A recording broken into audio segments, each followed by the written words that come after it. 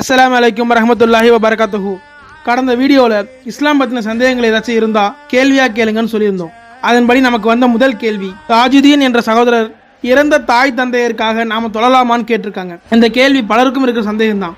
ஆனால் குரான் அடிப்படையிலையும் ஹதீஸின் அடிப்படையிலையும் தேடி பார்க்கும்போது இதற்கு எந்த விதமான சான்றுகளும் இல்லை. சான்றுகள் இல்லாத போது புதிதாக நாம் ஒரு விஷயத்தை செஞ்சால் அது பிதஅத்தாயிடும். நம்முடைய அங்கீகாரம் இல்லாத ஒரு செயலை மார்க்கம் என கருதி செய்தால் அது நிராகரிக்கப்படும் என்று நபி ஸல்லல்லாஹு அலைஹி வஸல்லம் அவர்கள் கூறினார்கள். இந்த ஹதீஸை ஆயிஷா ரலியல்லாஹு அன்ஹா அவர்கள் அறிவிக்க முஸ்லிமிலே 3540வது ஹதீஸா பதிவாயிருக்கு. அப்படின்னா இறந்த தாய் தந்தையருக்காக நம்ம என்னதான் செய்யறது அப்படின்னு கேட்டா, நம்முடைய ஒவ்வொரு கடமையான தொழுகைக்கு பின்னாடியும் அவங்களோட மறுமை வாழ்க்கைக்காகவும் மன்னரை வாழ்க்கைக்காகவும் அல்லாஹ்விடத்தில் அழுது துவா செய்யணும். இதுதான் நபி ஸல்லல்லாஹு அலைஹி வஸல்லம் அவர்கள் நமக்கு காட்டி கொடுத்துள்ள ஒரே வழிமுறை. ஒரு மனிதன் மரணித்து விட்டால் 3 காரியங்களை தவிர மற்ற செயல்பாடுகள் அனைத்தும் முடிந்துவிடும்.